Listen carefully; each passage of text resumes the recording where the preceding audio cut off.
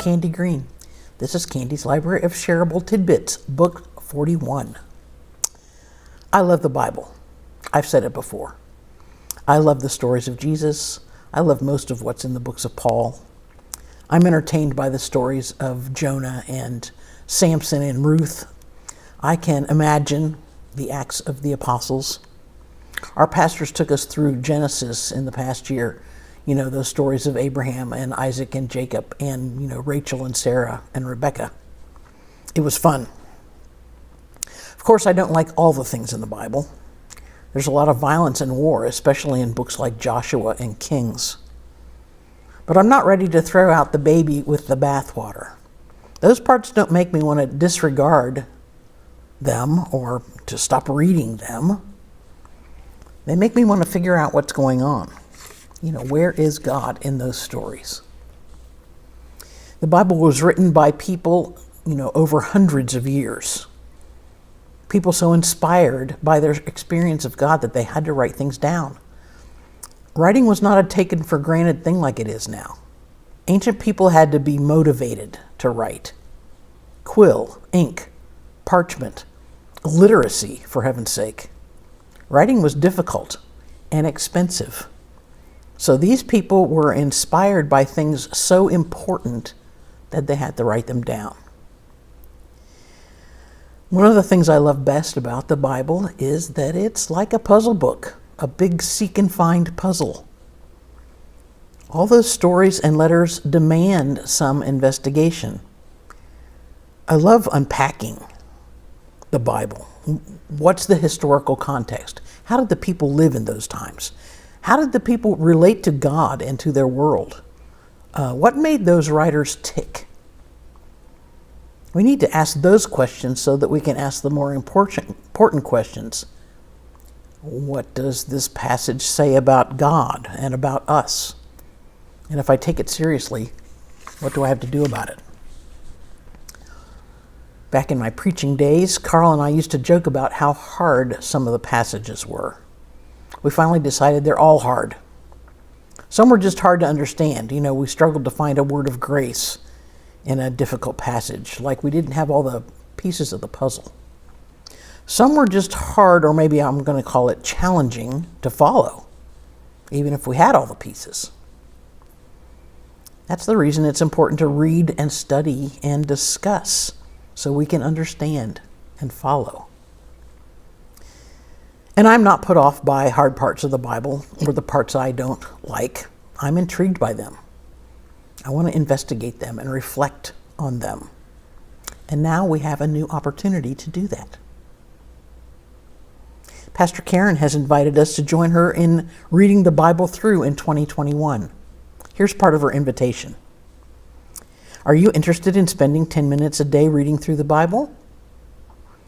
I know some of you have done this on your own using apps and other volumes.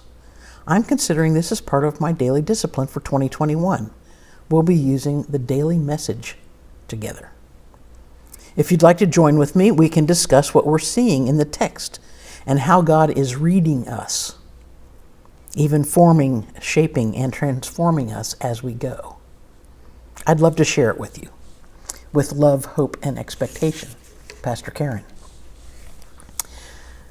So I'm kind of crashing Karen's party here by inviting, or maybe re-inviting, all of you. She doesn't know I'm doing this. I may be in big trouble by re-inviting all of you to her party. I haven't really had the occasion to be in trouble with her yet, so we'll see what happens. I jest, of course. She'll be delighted, I think. We'll use the Message. It's a contemporary, readable version of the Bible by Eugene Peterson.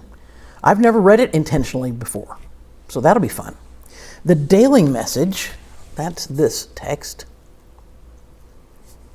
is set up to take us book by book, 3 or 4 chapters at a time, or 3 or 4 chapters a day.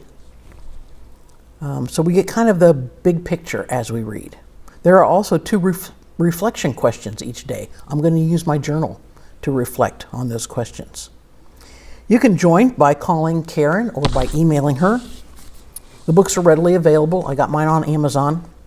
And there are a few copies in the church office. contact Beth Ann to reserve a copy. You may feel a little short-timed in acquiring the text. We begin on January 1st. That's Friday. So if you don't have a book by Friday, not to worry. Just read a couple chapters of Genesis and a psalm each day until you get the book. There are audio visions of the Daily Bible. I Googled the audiobook. It's easy to find and easy to download. My YouVersion Bible app contains the Message version. And as I've said before, the app will read to me, so I'm going to be spending some time there. I think most of our group communication will be electronic since we're still in a pandemic. So if you live far away, you can still join Karen's group. Or you can gather your own group with people who live near you. Maybe you're like me saying, a whole year, I don't know if I can commit to that. Well, I've decided to commit to one day. And then the next day, I'll commit to that day. And we'll see what happens. You know, we can't join a gym in January like we usually do, but we can join a Bible reading group. It'll probably have better and more long-lasting effects. This exercise of reading the Bible in a new version with new reflection questions and new discussions has the potential to form us in new ways. You know, why else would we do it? And like anything else, it'll be even better when we do it together. This activity may shape our whole experience of 2021 and beyond. So let's join Pastor Karen. Come on, it'll be fun. Well, that's it for book 20. No, not 21. Lord, we're way past that. 41 in Candy's Library of Shareable Tidbits. Thanks for coming. See you soon. Grace and peace to you.